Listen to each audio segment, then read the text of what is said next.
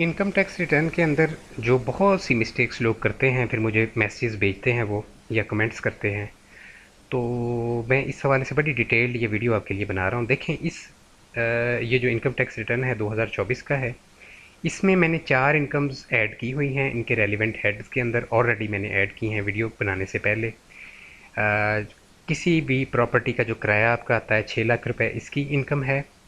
4 लाख रुपए business income है। 30 लाख रुपया पेंशन की इनकम है। और एक इनकम यहाँ पे जो शो नहीं हो रही वो है जी बैंक इनकम, 10 लाख रुपया पूरे टैक्स ईयर में। ठीक है। तो सबसे पहले बैंक इनकम का जो टैक्स है यहाँ पे शो हो रहा है 1,50,000 रुपया। और ये चीज़ भी शो हो रही है कि ये जो 1,50,000 रुपया है ये बैंक ने काट लिया है। तो पहले तो ये चीज़ आपकी करेक्ट होनी चाहिए कि जितना टैक्स बनता है उतना डेफिनेटली बैंक काटता है। कोई बैंक मिस्टेक नहीं करता, ऐसा नहीं होता कि वो इसमें मिस्टेक करे। ठीक है। तो ये चीज़ आपकी करेक्ट आनी चाहिए कि बैंक ने जितना टैक्स बनता था उतना काट लिया है। अच्छा, अब आगे चलते हैं। अब ये जो मल्टीपल इनकम्स हैं, 4 इनकम्स यहाँ पे मैंने ऐड की हैं मुख्तलिफ़ किस्म की। एक बात याद रखिएगा, और मोस्ट कॉमन मिस्टेक ये है जो कि मुझे रोज़ाना की बेसिस पे देखने में मिलती है, कि आप इसको वेल्थ स्टेटमेंट में नहीं शो करते, रिकॉन्सिलेशन ऑफ नेट एसेट में। तो याद रखिएगा, वेल्थ स्टेटमेंट में खुद से आपने चीज़ें डालनी होती हैं। जो पीछे आप 114 के फॉर्म में चीज़ें डालते हैं, यानी इनकम वाला जो हमारा सिलसिला होता है, वो यहाँ पे खुद शिफ्ट नहीं होती।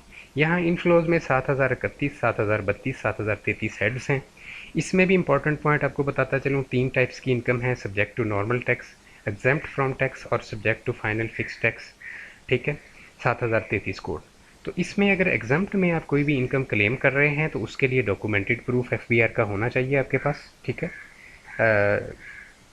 जो भी इनकम आप एग्जाम्प्ट क्लेम कर रहे हैं उसका आपके पास डॉक्यूमेंटेड प्रूफ होना चाहिए कि एफबीआर ने फ़लाँ तारीख पे इसको एग्जाम्प्ट करार दिया था। अगर आप वैसे ही इनकम यहाँ पे एग्जाम्प्ट की कैटेगरी में डालते जा रहे हैं तो वो प्रॉब्लम करेगी आपके लिए। ठीक है। अच्छा, इसके बाद जनाब, और इसके अलावा क्या मिस्टेक होती है, फ़ॉरेन रिमिटेंस के अक्सर नोटिस आते हैं। फ़ॉरेन रिमिटेंस में जब भी अमाउंट आप डालते हैं, साथ आपने प्रोसीड्स रियलाइजेशन सर्टिफिकेट बैंक से लेना है, पीआरसी जिसको बोलते हैं।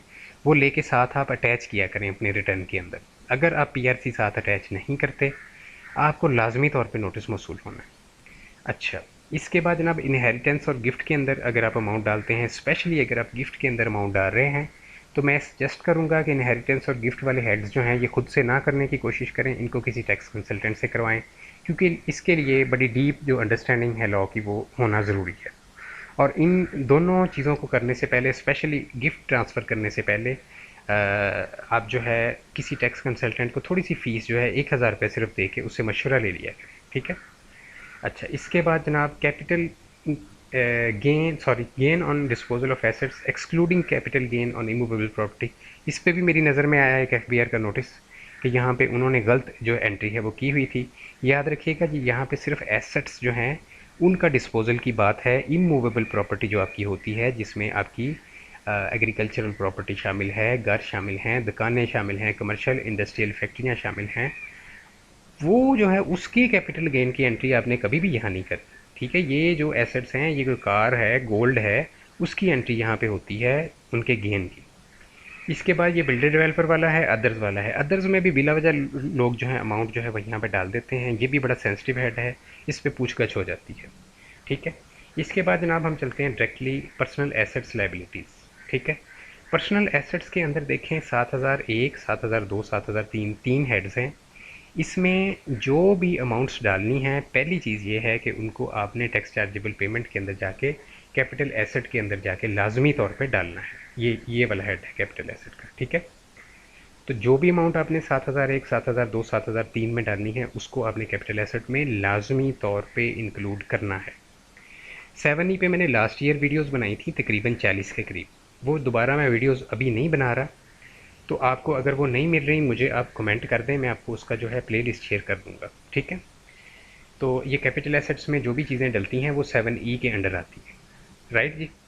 अच्छा, अब यहाँ पे एक और मिस्टेक, कॉमन मिस्टेक क्या होती है कि लोग जो है बिज़नेस प्रॉपर्टी को 7,002 में डाल देते हैं।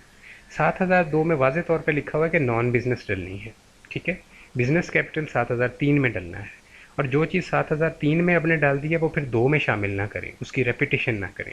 ये भी एक जो बिज़नेस रिटर्न फाइल करने वाले लोग हैं उनकी ये कॉमन मिस्टेक होती है। अच्छा, अब यहाँ पे मोटर व्हीकल आपने कभी नहीं भूलनी, ठीक है। कोई भी कार आपके नाम पे है और कार जो है वो आपके नाम पे है, चाहे आपका कोई भाई इस्तेमाल कर रहा है, ठीक है, उसका कोई सेल एग्रीमेंट वगैरह नहीं आपने बनाया, तो उसको लाजमी तौर पे यहाँ पे शामिल करें। लोग नई कार लेते हैं, यहाँ पे भूल जाते हैं। एफबीआर का लाजमी नोटिस मौसूल होता है। मेरे सके जो चचा के बेटे हैं उनको ये मौसूल हुआ था नोटिस, ठीक है। काफ़ी पुरानी बात है, ये 12-13 साल हो गए। तो अच्छा, इसमें और आप क्या मिस्टेक करते हैं जनाब?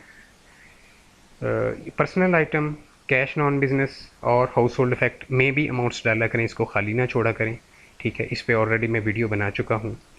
इनको खाली छोड़ने का कोई फ़ायदा नहीं है, इस पे किसी किस्म की टैक्सेशन नहीं है, ये आपके बेनिफिट के लिए ये चीज़ें होती हैं। हाउस होल्ड के अंदर आप घरेलू सामान डालें, जो आपका यहाँ पे मैंने 25 लाख का डाला हुआ है, ठीक है। तो ये हर बंदे का घरेलू सामान होता है, आजकल जो एसी वगैरह है वो भी 2-2 लाख के आते हैं। तो हाउस होल्ड को खाली ना छोड़ा करें, ठीक है जी। इसके अलावा जनाब एक और आपकी जो मिस्टेक है वो होती है एम्प्लॉयमेंट के अंदर, ठीक है। एम्प्लॉयमेंट के अंदर सैलरी के हेड में टैक्स कटने से पहले की अमाउंट यहाँ पे आपने डालनी है 1009 कोड में, टैक्स कटने से पहले की। मोस्ट ऑफ द पीपल जो है अपने बैंक स्टेटमेंट से देख के टैक्स कटने के बाद वाली सैलरी यहाँ पे डाल देते हैं, सारा सेटअप ही ख़राब हो जाता है, सिस्टम ख़राब हो जाता है। वो कहते हैं जी हमारा तो इतना टैक्स बनता है, एम्प्लॉयर ने इतना काट लिया है। तो आप जो बेसिक चीज़ है उसको गलत डाल रहे हैं। टैक्स कटने से पहले की अमाउंट कहाँ से मिलेगी? एम्प्लॉयर से टैक्स सर्टिफिकेट लिया करें, ठीक है। उससे उसके ऊपर देखा करें कि अमाउंट कितनी लिखी हुई है टैक्स कटने से पहले की अमाउंट, ठीक है। अच्छा, इसके बाद जनाब क्या इम्पोर्टेंट चीज़ है, प्रॉपर्टी के अंदर मैं जा रहा हूँ। प्रॉपर्टी के अंदर आप जब यहाँ पे क्लेम करते हैं किराया, ठीक है, किराए के अंदर कभी भी खाली ग्राउंड का किराया नहीं डालना। खाली ग्राउंड का किराया डालेंगे लाजमी एफबीआर का नोटिस मौसूल होगा। यहाँ पे कंस्ट्रक्टेड प्रॉपर्टी होती है और इसके अंदर कंस्ट्रक्टेड प्रॉपर्टी कौन सी होती है, जैसे मिसाल दे देता हूँ, आपका घर है, ठीक है, और आपका जो है कोई दुकान वगैरह है, ठीक है। ये दो मैंने आपको मिसालें दी हैं जो एप्लीकेबल हैं यहाँ पे, इनको आप डाल सकते हैं, ठीक है। कंस्ट्रक्टेड हाउस और कंस्ट्रक्टेड शॉप वगैरह, या कंस्ट्रक्टेड कोई प्लाजा है उसका जो किराया है, ठीक है। अच्छा, इसमें कौन सी डिडक्शन क्लेम करनी, कौन सी नहीं क्लेम करनी, यहाँ पे आप बहुत सी डिडक्शंस क्लेम कर सकते हैं। इस पे मेरी 30 मिनट की वीडियो ऑलरेडी मौजूद है, उसको आप देख लेंगे, आपका ही टैक्स बचेगा उसमें, ठीक है। इनकम फ्रॉम प्रॉपर्टी के नाम से है और वो 30 मिनट की वीडियो है। इसके बाद जनाब हम चलते हैं बिज़नेस के अंदर। बिज़नेस के अंदर याद रखिएगा, एक तो जो है आप ये सारे देखा करें कि इसमें कोई आप खाली तो नहीं छोड़ रहे, और इसकी वीडियोस जो है वो प्रॉपरली देख लिया करें इंटरनेट से, किस तरह से फाइलिंग करनी है। काफ़ी अच्छी वीडियोस जो हैं मौजूद हैं, 2-3 जो फेमस हमारे टैक्स कंसल्टेंट्स हैं उन्होंने बनाई हुई है। तो इसमें जनाब आप मिस्टेक करते हैं, जो आप एक्सपेंसेस क्लेम कर रहे होते हैं। मैं जा रहा हूँ मैन्युफैक्चरिंग ट्रेडिंग आइटम में, यहाँ पे आप जो भी चीज़ें एक्सपेंसेस के तौर पे क्लेम कर रहे हैं, फ्यूल है, पावर है, स्टोर स्पेयर्स हैं, रिपेयर मेंटेनेंस है, याद रखिएगा इसका अगर आपके पास डॉक्यूमेंटेड प्रूफ नहीं है तो बाद में बहुत ये चीज़ आपको प्रॉब्लम करेगी, ठीक है। और सैलरीज वेजेस तक का आपके पास डॉक्यूमेंटेड प्रूफ होना चाहिए, ठीक है। और जितनी लिमिट एफबीआर ने कहा है कि जितनी लिमिट से अबव, अभी नया चूँकि नोटिफिकेशन आ गया है इस पर, तो जितनी लिमिट से अबव सैलरी जो है वो आप बैंक टू बैंक ट्रांसफ़र करते हैं। वो जो लिमिट एफबीआर ने बताई है 36,000 है, या जितनी इस दफ़ा बताई है मुझे एग्जैक्टली आइडिया नहीं है। उस लिमिट से नीचे जो अमाउंट है वो कैश में ट्रांसफ़र कर सकते हैं, ऊपर जो अमाउंट है वो लाजमी तौर पे आपने अपने जो एम्प्लॉई है उसके बैंक में ट्रांसफ़र करनी है, ठीक है। तो ये यहाँ पे जो भी आप क्लेम कर रहे हैं, जो ख़ास तौर पे मैंने मेंशन किया है, fuel, power, gas, store spare या रिपेयर मेंटेनेंस, तो इनको या अदर डायरेक्ट एक्सपेंसेस में कोई भी आप क्लेम कर रहे हैं 3083 में, तो इनके डॉक्यूमेंटेड प्रूफ अगर आपके पास नहीं है तो ना ही क्लेम करें तो बेहतर है। नहीं तो ये बाद में बड़ा प्रॉब्लम आपको होना है, तो ये बड़ा लंबा चौड़ा प्रोग्राम इसका बन जाता है, ठीक है। मैं आपको बता रहा हूँ जो एफबीआर के नोटिस आते हैं उनके हवाले से, ठीक है जी। और भी बहुत सी चीज़ें हैं, बट मैं ब्रीफली 10 मिनट की वीडियो मेरा इरादा था कि आपके लिए अपडेट करूँगा। तो इंशाल्लाह जो बाकी चीज़ें मेरे जहन में आएंगी उस पर सेपरेट वीडियो बाद में अपलोड कर दूँगा, ठीक है जी।